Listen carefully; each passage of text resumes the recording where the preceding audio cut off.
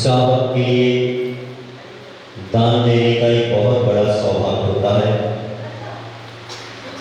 दो बातें जीवन में हमेशा याद रखना, और ये आचार्य प्रवर श्री बुद्ध स्वामी ने साधकों के लिए, हम सब के लिए उपदेश दिया कि दान पूजा मुख्य सावय धर्मोना सावय लेना। एक श्रावक दान और पूजा अगर नहीं करता है, दान न दे और पूजा न करे, तो समझ लेना कि वह श्रावक ही नहीं है। उसके लिए दो कर्तव्य बहुत जरूरी है, एक दान देना और दूसरा पूजा करना। जिन शासन में जैन धर्म में प्रवेश अगर चाहिए तो सर्वप्रथम दान देना और पूजा करना सीखना होगा। और अगर अपन पूजा दान नहीं दे पाते हैं तो कम से कम पूजा करना सीखेंगे। तो पूजा जैसे करेंगे उसमें हमारा दान भी हो जाएगा, पूजा तो चल ही रही। यदि देखा जाए तो श्रावक के दो हाथ होते हैं। एक हाथ में अगर दान की घंटी है तो दूसरे हाथ में पूजन की थाली होना चाहिए। दोनों हाथ भरे होंगे उसके, एक तरफ से दान देगा, दूसरी तरफ से पूजा करेगा। जिस घर में दान की परंपराएं नहीं है, जिस घर में साधकों में पूजन की परंपराएं नहीं है, वह खाना पूर्ति के लिए, पाद पूर्ति के लिए, संसार भ्रमण में निमित्त बनने के लिए जन्म लेते हैं। ऐसा शास्त्रों में लिखा हुआ है। अगर हम देखेंगे तो पता चलेगा, पढ़ेंगे स्वाध्याय करेंगे तो पता चलेगा कि जिस समाज में दान की परंपराएं, जिस शासन में, जिस घर में दान की परंपराएं नहीं है और पूजन की परंपराएं नहीं है, उन घरों में कभी भी रिद्धि सिद्धि समृद्धि सुख शांति का वातावरण नहीं बनता। इसलिए सर्वप्रथम हमारे लिए दान देने की परंपरा और साथ साथ में पूजन करने की परंपरा होती है।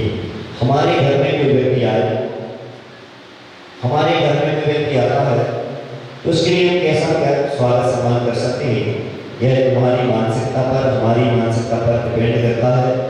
हमारे घर में आए हुए व्यक्ति के साथ कैसा व्यवहार करेंगे हम। खासतौर पर थोड़े से बड़े रूप में देखें तो आप सब लोग मेहमान हैं, और थोड़े छोटे रूप में देखें तो आपके नगर में साधु मेहमान हैं। साधु आते हैं, रुकते चले जाते हैं, लेकिन उन साधु का आप कैसे स्वागत सम्मान करते हैं, यह बात आप पर निर्भर करती है कि आप हमारे घर में, अपने घर में आए हुए मेहमान का स्वागत कैसे करते हैं। और मेहमान को अपने जिन शासन में, जैन धर्म में, साहित्यिक भाषा में अतिथि कहा जाता है। और अतिथि, सबसे बड़ा अतिथि होता है दिगंबर साधु। कब आया कब गया उसको पता ही नहीं रहता। एक बार की बात है, जब गुरु महाराज नए नए मुनि बने थे और राजस्थान से बिहार करते हुए फिरोजाबाद के आसपास कहीं पहुँचे। सुबह से प्रवचन नहीं होता था, दोपहर में 2:30 बजे से प्रवचन होता था, सुबह से सामान्य से 7 से कुछ भी हो जाता हो उसकी जानकारी नहीं है मुझे। और सुबह से प्रवचन नहीं होता था, 2:30 बजे से प्रवचन होता था।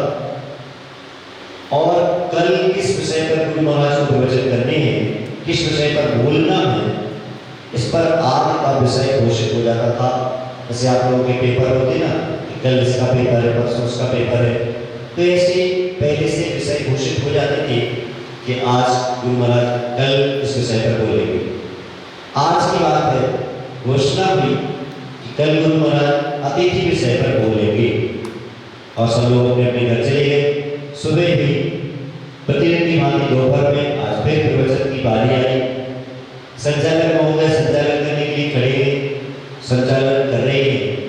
इसी बीच में 2:30 बजा, गुरु महाराज ने पीछे कमंडल उठाई और व्यवहार करते हुए चले।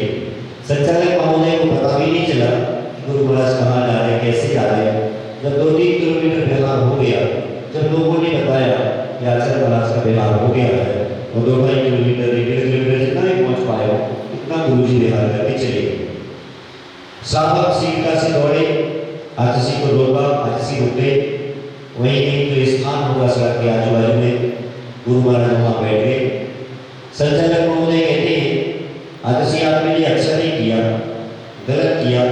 हम सब लोगों ने कल निवेदन किया था कि अतिथि विषय पर प्रवचन सुनाएंगे और आप व्यवहार कर किया है। आचार्य महाराज ने हंसते हुए कहा कि अतिथि का मतलब ही होता है जिसकी ना आने की तिथि न जाने की तिथि, साक्षात अतिथि कर करके हम दिखा रहे हैं आपको। फिर आचार्य महाराज वापिस नहीं हुए और बिहार करके वहाँ से चले गए। साधु सबसे बड़ा अतिथि होता है, न उसका आने का कोई आने की डेट होती है, न जाने की डेट होती है, न आने की तिथि होती है, न जाने की तिथि होती है। जब उसको लगता है किसी का मतलब उठाई चला जाता है और आपके बीच में रहता है, उसको भोजन की आवश्यकता पड़ती है क्योंकि अपने साथ नहीं रखता, तो वो आपके घर में आएगा। कैसे स्वागत करना है आपके घर में आए हुए अतिथि का, साधु का क्या सम्मान करना है, कैसे सम्मान करना है, यह आप पर निर्भर करेगा कि आप उस साधु का कैसे व्यवहार कर सम्मान करते हैं। आपके घर में आएगा, सबसे पहला कर्तव्य पड़गाहन करना, ऐसे नहीं आएगा। जब तक उसकी परिक्रमा नहीं लगा व्यक्ति, तब तक वह तुम्हारे घर में प्रवेश नहीं करेगा। ये क्या कहलाता है? पड़गाहन, प्रतिग्रहण और इसमें परिक्रमा लगा करके लाएंगे। 3 परिक्रमा लगाई जाती है। प्रथम परिक्रमा में अधोलोक के भ्रमण करने के बाद, घूमने के बाद हमें आप जैसा कोई नहीं मिला। द्वितीय परिक्रमा में मध्यलोक के भ्रमण करने के बाद आपके जैसा कोई नहीं मिला। और तीसरी परिक्रमा में ऊर्ध्वलोक के बाद पूरा घूम लिया, हमें आप जैसा कोई भी नहीं मिला। 3 लोक में हे पारसनाथ भगवान, आपके जैसा कोई नहीं है। और जब आपके यहाँ कोई दिगंबर साधु आ जाए तो 3 परिक्रमा लगा करके आप लोग भी ये बताते हो कि हे महाराज, आज आप हमें जो मिल गए, आपसे बड़ा दुनिया में कोई नहीं। उसको स्वीकार किया जाता है। स्वीकार करने के बाद पाद प्रक्षाल चौकी उच्चासन में विराजमान कराया जाता है क्योंकि अतिथि है। अतिथि का स्थान देखो, आप सब लोग नीचे बैठे लेकिन दीपक ऊपर रखा हुआ है। आप सब लोग नीचे बैठे, भगवान ऊपर बैठे। आप सब नीचे, भगवान ऊपर है। आप सब लोग नीचे और आपके साधु महाराज ऊपर है। ऐसे ही घर में कोई आता है तो हमारे यहाँ आने वाले साधु को अतिथि कहते हैं, मेहमान कहते हैं, गेस्ट कहते हैं। गेस्ट ही बोलते ना, गेस्ट बोला जाता है। उसका कैसे क्या स्वागत करना है, उसको उच्चासन पर विराजमान किया जाता है। क्यों किया जाता है? क्योंकि पहले कभी देखा कोई लाइट नहीं हुआ करती थी, घर में एक स्टैंड बना होता था, दिया खाना बोलते थे उसमें, एक दीपक जला के रखते थे, पूरे घर में उजाला करता था। इसी तरीके से अब लाइट का सिस्टम आया, समय आया कि लाइट की जो स्विच, अगर स्विच नहीं बल्ब वगैरह होते हैं ऊपर लगे ताकि पूरे घर में फैले। इसी तरीके से साधु को भी उस स्तर पर विराजमान करते हैं जिससे उनका प्रकाश, उनकी छाया, उनका हमें सानिध्य पूरा प्राप्त होता रहे। साथ साथ में साधु का दर्जा तो होगा एक डाकिया जैसा। सुनाई पड़ रहा है? डाकिया जानते हो ना?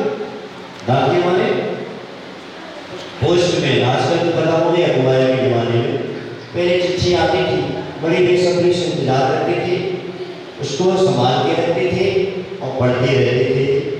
और ऐसे ही फिर उनको अच्छे संभाल के रखते थे, तार लगा होता था, उसमें से पट्टी करते जाते थे, कभी आवश्यक पड़ते थे उसको खोल के दे लेते थे। तो ऐसे समय बदला, वो दिया खाना खत्म हो गए और लाइट ने स्थान ले लिया। परंतु साधु को पोस्टमैन की भांति कहा जाता है। साधु मीडिएटर है। कैसा मीडिएटर है? कैसा पोस्टमैन है? पोस्टमैन का काम क्या होता है? आपके यहाँ से चिट्ठी लेगा और वहां पहुंचा देगा, और वहां से लेगा और आप तक पहुंचा देगा। इसी तरीके से साधु का काम भी है, आपसे नगोश को लिया और पारशुराम भगवान तक पहुंचा दिया, और पारशुराम भगवान से आशीर्वाद लिया और आप तक पहुंचा दिया। ये काम रहता है। ये सिस्टम उसके बने हुए थे, होते हैं, और इसके साथ अपने हिसाब से साधुओं से जुड़ा भी होता है। और साधु अतिथि कहलाता है। अतिथि मतलब मेहमान होता है। कैसे स्वागत